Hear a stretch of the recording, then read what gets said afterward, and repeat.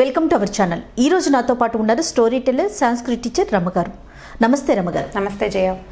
రమగారు, పిల్లలకి సంబంధించి అనేకమైన స్టోరీలు చెప్పుకుంటున్నాం మనము. ముఖ్యంగా ఈ పిల్లలంటే డైరెక్ట్గా పిల్లలే చూడకపోయినా వాళ్ళ తల్లులు, పేరెంట్స్ చూసి పిల్లలకి చెప్తారు అన్న ఆలోచనలో భాగంగా. అయితే ఈరోజు మనము నాకు ఒక టాపిక్ గుర్తొచ్చింది రమగారు. ఏంటంటే సహజంగా పిల్లలు ఎప్పుడు కంప్లైంట్స్ చెప్తూ ఉంటారు.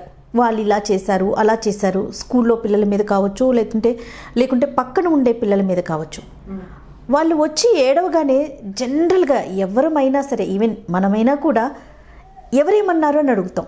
అంతే తప్ప నువ్వేం చేసావని అన్న క్వశ్చన్ తొందరగా రాదు. నెక్స్ట్ తర్వాత ఏమన్నా అడుగుతావేమో కానీ ఇలా అలవాటు చేయటం వల్ల పిల్లల్లో అంటే ఇంకొకరి మీద చాడీలు చెప్పే తత్వం అనేది అలవాటు పడుతుందేమో అని అనిపిస్తూ ఉంటుంది. కొన్ని నేను ఫేస్ చేశాను పర్సనల్గా కూడా.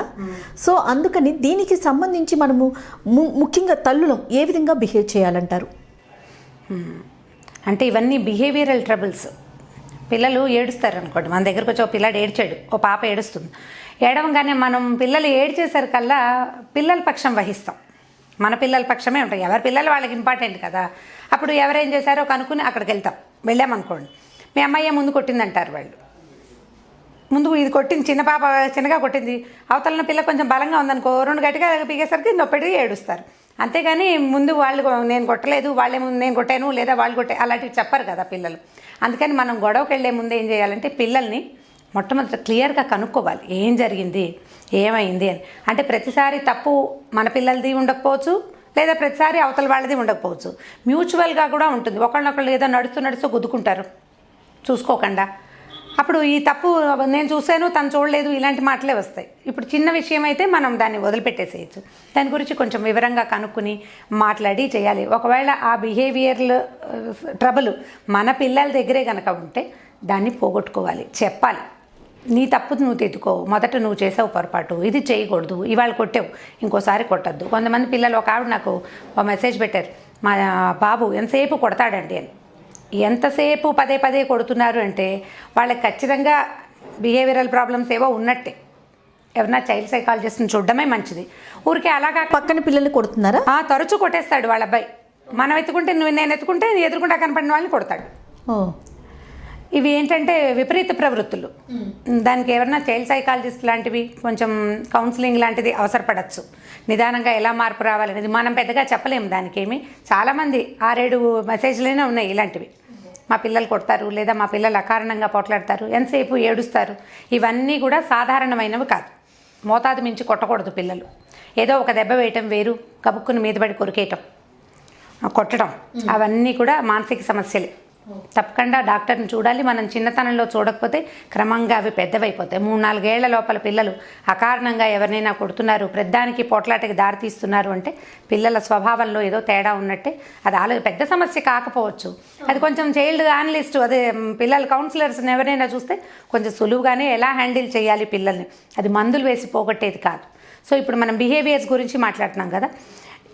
ఎప్పుడూ పరిస్థితిని పూర్తిగా మనం తెలుసుకోవాలి. మనం తెలుసుకోకుండా యుద్ధానికి వెళ్ళకూడదు. తెలుసుకున్న తర్వాత పిల్లల్లో ప్రవర్తన లోపాలు సరిచేయాలంటే చిన్న పొన్న కథలు చెప్తూ ఉండాలి. అయితే ఒక చిన్న కథ చెప్దాం. ఇది పెద్ద కథ కాదు. ఒక గురువుగారి దగ్గర ఓ శిష్యుడు చాలా కాలం చదువుకున్నాడట. చదువుకుంటే అబ్బాయి వెళ్ళిపోయేటప్పుడు గురువుగారి దగ్గరికి చెప్పాడు, నేను వెళ్ళిపోతున్నానండి, నా పరీక్ష అయిపోయిందని. ఏదో ఒక ప్రశంసాపత్రం లాంటివి ఇచ్చేవాళ్ళు అప్పట్లో. ఆ ప్రశంసాపత్రాన్ని చేతిలో పెట్టుకున్నాడు. వెళ్ళొస్తానంటే గురువు ఏం చేశాడంటే ఒక అద్దాన్ని ఆ కుర్రాడికి ఇచ్చాడట. అద్దం మామూలు మిర్రరే ఇచ్చి ఏం చెప్పాడు, ఇది చూసి నువ్వు దిద్దుకో అని చెప్పాడు. అద్దం చూసి దిద్దుకోవడం అంటే మనం అద్దం చూసి మొహం దిద్దుకుంటాం. రోజు తెల్లవారి ముందు మొహం కడుక్కోగానే మొట్టమొదటి అద్దం చూస్తాం. అద్దం చూసే మన ముఖాన్ని మనం సరి చేసుకుంటాం. తల కానీ కళ్ళు, మొహం ఇప్పుడు అద్దం చూడకుండా రోజు వెళ్ళదు మనకి, ఆడకైనా మొక్కకైనా. ఇతనికి అర్థం కాలేదు, ఏం చూసి దిద్దుకోమన్నారని. ఎలాగండి అని అడిగాడు. ఈ అద్దము ఎదుటివాడిలో ఉన్న లోపాన్ని చూపిస్తుంది అని చెప్పారు గురువుగారు. అనేసరికల్లా ఈ కుర్రాడు, అప్పటికి అతను గురుకులంలో ఉన్నాడు. గురుకులంలో విద్యార్థులకి అద్దాలు ఉండేవి కాదు.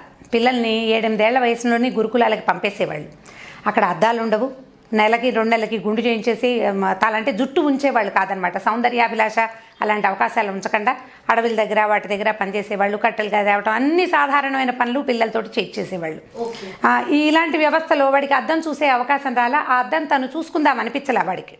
ఏం చేశాడంటే అసలు చూద్దామని భస్మాసురుడిలాగా ఆ గురువుగారి వైపే ఆ అద్దాన్ని తిప్పితే గురువుగారిలో కొన్ని దుర్గుణాలు వాడికి తెలిసినాయి. గురువుగారి బుర్రలో రకరకాల దుర్గుణాలు ఉన్నాయి అని అర్థమైంది. అప్పటిదాకా గురువుగారు చాలా అద్భుతమైన వ్యక్తిగా మన టీచర్లు మనకు బాగా టీచ్ చేస్తున్నారు అనుకోండి, వీళ్ళు చాలా అద్భుతమైన వాళ్ళుగా మనం భావిస్తాం కదా. పిల్లలకి రోల్ మోడల్గా తీసుకుంటారు. ఫ్యాసినేషన్ ఉంటుంది టీచర్ల మీద. అసలు కొందరు టీచర్ల మీదనే అతుక్కుని ఉంటారు స్టూడెంట్స్. అయితే ఈ గురువు వైపు తిప్పేసరికల్లా గురువుకి ఉన్న మానసిక లోపాలు, అంటే ఆయన కొంచెం ప్రవర్తన లోపాలు, ఆయన లోపాలు ఉన్నవి కొన్ని దాచుకుంటారు, కొన్ని కనపడకుండా. ఎవరైనా చేస్తాం కదా. కనపడేసరికల్లా వాడికి చాలా కష్టం వేసింది. అయ్యో గురువు గొప్పవారు అనుకున్నాను, మా గురువుగారు ఈయన దగ్గర కూడా ఈ లోపం ఉందని అనుకుని వాడు బాధపడి అద్దం పుచ్చుకుని వెళ్ళిపోయాడు. ఇక అక్కడి నుంచి ఎవరు ఎదురు పడితే వాళ్ళ వైపుకి అద్దం తిప్పి అందులో వాళ్ళ దుర్గుణాలను చూస్తూ ఉండేవాడు. క్రమంగా ఏమైంది, ఎవరికి చూపించిన అద్దం అందులో వాళ్ళ దుర్గుణాలే కనపడుతున్నాయి. వాళ్ళ అమ్మకి చూపించాడు, నాన్నకి చూపించాడు, ఫ్రెండ్స్కి చూపించాడు, చుట్టాలు పక్కాలు, తను ఎక్కడ ఉద్యోగంలో ఏదో చిన్న పనిలో చేరాడు, అక్కడ ప్రతివాడికి లోపం కనపడుతుంది. ఏం చేయాలో తెలియలేదన్నమాట. అందరిలోనూ లోపాలు ఉన్నాయి. ఎలా జీవితం ఈ లోపభూయిష్టంగా ఉన్న ఈ వ్యక్తులతోటి మన జీవితం ఎలాగాని చాలా దుఃఖపడి వాడు ఏం చేశాడు, కొన్నాళ్ళ తర్వాత అద్దం పుచ్చుకుని గురువుగారి దగ్గరికి వచ్చేసాడట. మీరు తీసేసుకోండి గురువుగారి అద్దం, అందరిలో లోపాలే కనపడుతున్నాయి, నేను ఎవరితోటి సాధారణంగా ఉండలేకపోతున్నాను, ప్రతి వాళ్ళకి లోపాలు ఉన్నాయండి, ఇలాంటి లోపాలున్న మనుషుల్ని భూదేవి ఎలా భరిస్తుందో నాకు తెలియట్లేదు, వీళ్ళందరూ ఎందుకు మార్చుకోరు అంటే ఆ గురువు ఏం చేశాడంటే అద్దం తీసుకుని వాడి వైపుకి తిప్పేసరికల్లా వీడికి, ఈ శిష్యుడికి బోలెడని లోపాలు తనలో కనపడ్డాయి. అతనికి దురాశ ఉంది, అతనికి అహంభావం ఉంది, అతనికి చెడ్డతనం ఉంది, క్రూరత్వం వాడికి కూడా ఉంది, ఎన్ని ఉన్నాయో దుర్గుణాలు. తెల్లబోయాడు శిష్యుడు. ఇదేంటి గురుగారు నాకు కూడా ఇన్ని ఉన్నాయా అంటే, ప్రతి వాడికి ఉంటాయి. మనిషి పుట్టినవాడు లోపాలు లేకుండా ఉండడు.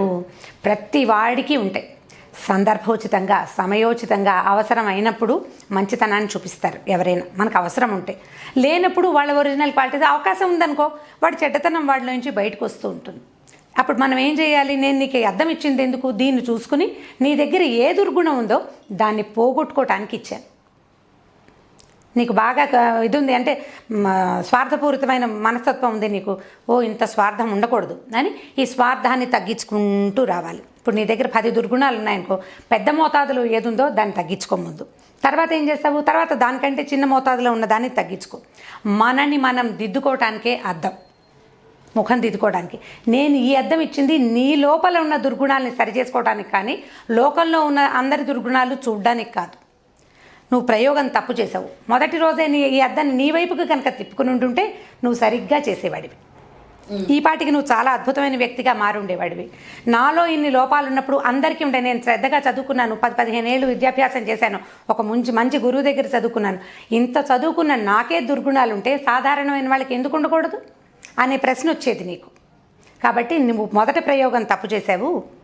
ప్రతి వాడికి దుర్గుణం ఉంటుంది.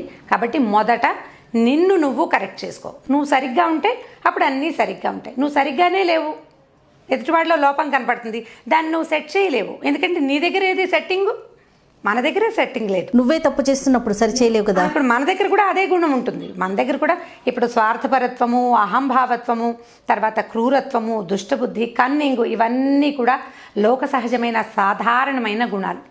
శరీరంలో రక్తం మాంసం అన్నీ ఉన్నట్టుగానే ఎన్నున్నాయి మనకి లోపల. అవన్నీ కనపడతాయా? అవేవి కనిపించవు. దుర్గుణాలు కూడా కనపడవు, సందర్భంలో బయటపడతాయి. బయటపడ్డప్పుడు ఏదైనా గొడవ వచ్చినా, ఒక కాన్ఫ్లిక్ట్ వచ్చినా, ఒక తగాదా వచ్చినా, మన దగ్గర తప్పు ఉందేమో, మనమే ఏదైనా పొరపాటు చేసామేమోనని మనని మనం ఒక క్వశ్చన్ వేసుకుని మనం గనక వెనక్కి తీస్తే గొడవలకి దారితీయదు. కాబట్టి పిల్లలకి ఇలా చేయకూడదు, ఇది కరెక్ట్ కాదు అని చెప్పచ్చు.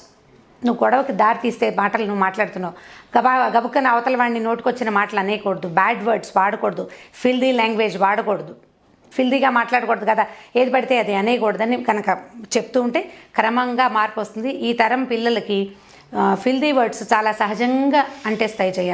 అంటే సినిమాలు చూస్తాము, రోడ్ల మీద మన ఇళ్లలో అందరూ అవే భాష అదే రకమైన మాటలు మాట్లాడతాం. ఒరిజినల్ తెలుగులో తెలుగు భాషలో ఉన్న పదాలు కాకుండా మనం టీవీలలో వినేవి, సినిమాలలో వినేవి ప్రాచుర్యంలోకి వచ్చి మనలో మనం మాట్లాడుకుని వాటినే మనం పిల్లలకి అందిస్తాం. అవే అందిస్తాం. సర్కాస్టిక్గా మాట్లాడడం కూడా ఇదివరకు ఇంత సర్కాజం ఉండేది కాదు. ఇప్పుడు సర్కాస్టిక్గా మాట్లాడడం కూడా మనం సినిమాల నుంచి నేర్చుకుంటున్నాం. చిన్న పిల్లలు కూడా వాడేస్తారు. ఒక స్కూల్కి వెళ్తుంటాను కదా నేను, ఆ బాబుని ఒక బొమ్మ చేసి పట్టుకొచ్చాడు. చాలా బాగుంది అంటే వాడు ఏదో చేశాడు అనుకున్నా.